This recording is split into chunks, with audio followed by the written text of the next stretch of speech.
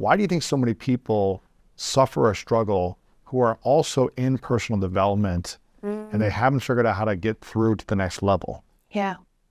I love this question because I think it's so pertinent for this time.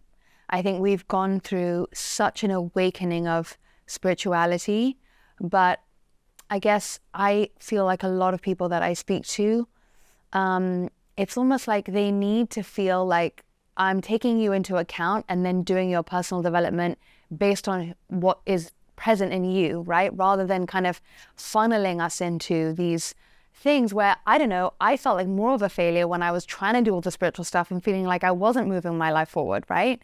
When I found this thing of like, do this and don't just take me on a word, but see if your life actually changes, and it did. And then from seeing so many testimonials of people just like using this practical manual, that's when I think it empowers you because you feel like you're capable of doing something rather than just like, here's my thing, trust the universe, go and do your thing and think abundantly.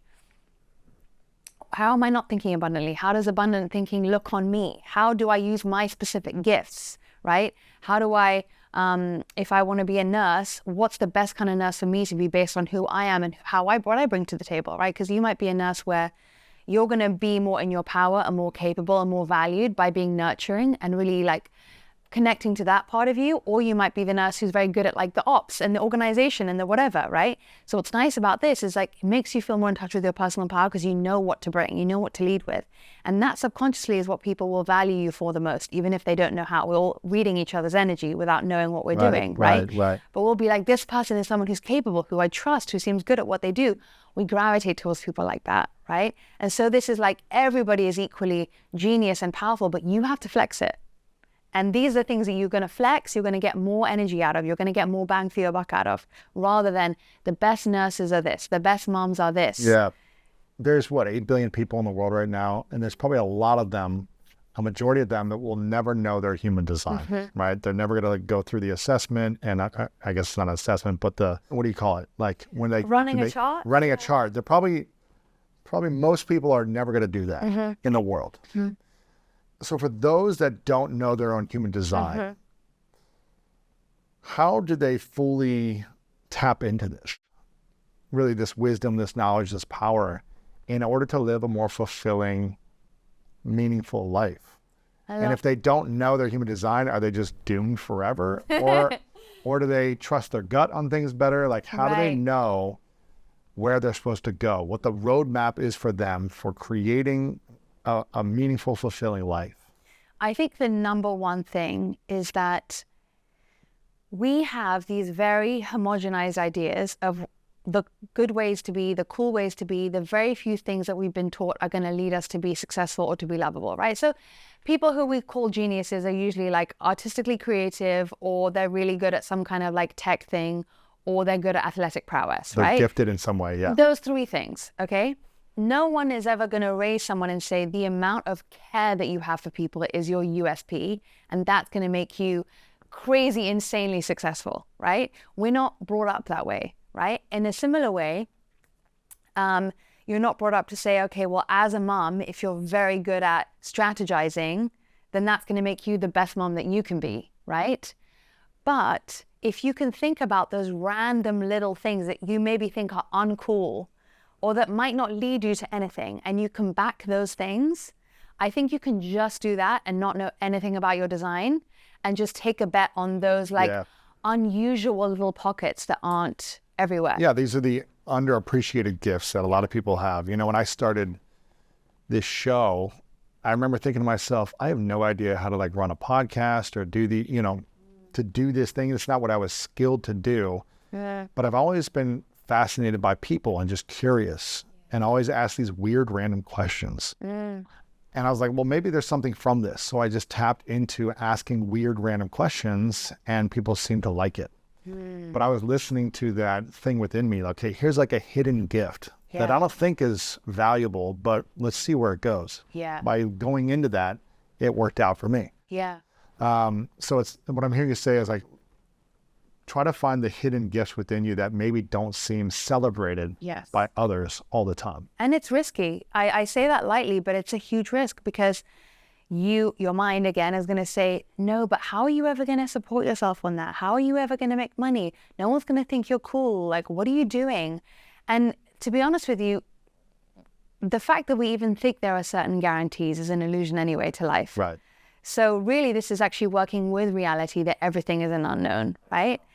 But it's really hard, and it's the daily practice of human design. It's like, again, like I said, your design doesn't change, but every single day to listen to your gut on every single thing, it's hard, and you have to do it in new pockets of your life, right? And you have to relearn it and get to another level with it and then refine.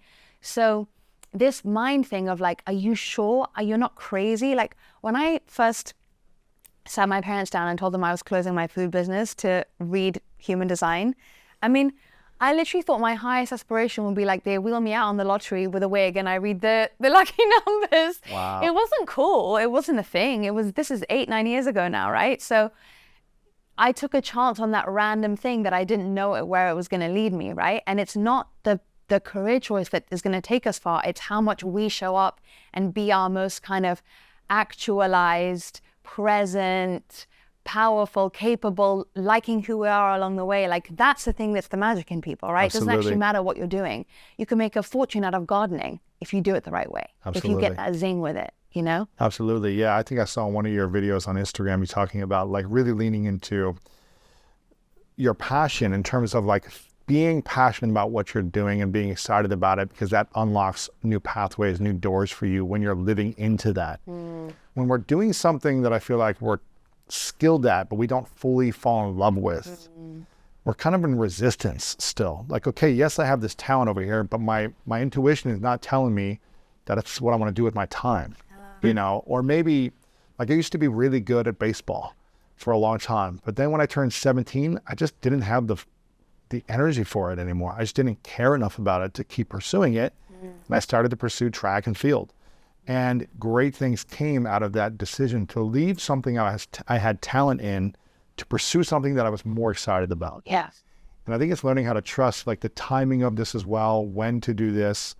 What about in relationships? You know, how have you learned about what is a good relationship, whether it be in business partnerships or career or an intimacy based on human design? Okay. So people always ask about like, are generators compatible with this or that or whatever? Now, from a human design perspective, if you have chemistry with somebody, you're compatible. You just need to learn the other person so that there is no me trying to change you or us trying to be on the same page or me misunderstanding the very innocent reasons why you do something that I'm thinking you're sitting down on that chair for a different motivation than you would be sitting down on that chair, right? So anybody's compatible with anybody if you're drawn to that person. For the exact amount of time you still are drawn to that person, right? But if you can learn someone else's manual, for example, manifesting generators are very fast people, right? And so if you're a projector who's with a manifesting generator, to honor each other's different speeds, that already gets rid of so much friction, right? Or if you understand that somebody, for example, my mom, when I did a reading for my mom for the first time and I saw her main gift, everybody has one gift in their life that's their main thing they came here to do. When I saw her main gift was about kind of almost being a little bit abrasive and abrupt in order to shake people out of things. So my mom would be the person who like, she'll see someone wheeling a baby down the street and she's like, put a hat on that baby, you know? And I always used to think that was like rude and inappropriate. But in a way, if you're doing it with the right consciousness, that's obviously another thing, like the way that you animate it. There's a purpose for every single role that people play in society, right? And so when you know the reason why someone is the way they are, you're not judging them anymore. You're not thinking that they're wrong. You're not trying to fit them in to be more like you. And what happens with our differences, if we know them, then I can actually vicariously enjoy yours through you when I'm not threatened by them. When I don't think that I have to be more like you or you have to be more like me and I'm trying to think who's better or worse. Wow. So I'm like, isn't that so beautiful that your main gift is, you know, whatever it is. Well, I know what yours are. What is my main gift? So your main gift is number 36, and that's turning darkness into light. Okay. So a lot of the stuff that you're here to do is to pull out from the places that people don't necessarily look at or talk about and to bring them into awareness, to alchemize things that are maybe more negative into more positive things. And then your secondary one, and they play nicely together, is really about bonding with people and breaking through barriers. which I mean, you clearly do. I've Right. known you for an hour and you're very good at it, right? So those two things, I know that I don't have to be them because you're really good at them and I'm good at other things. Right. And then you actually just like, literally you thrive off seeing other people and their gifts. It's like so much fun, you know? So in relationships and in business partnerships, you can do the same thing where you're like, it's so cool how you do that. And yet there's no part of me that thinks I have to be the same way. Yeah. So there's many different categories of your design. The sort of top line one is what's called your energy type. Okay. Now, your energy type is not your personality. It's literally how you are supposed to use your energy to get the most bang out of your buck from that energy that you spend, right? Okay. So different people have different ways that they're supposed to use their energy.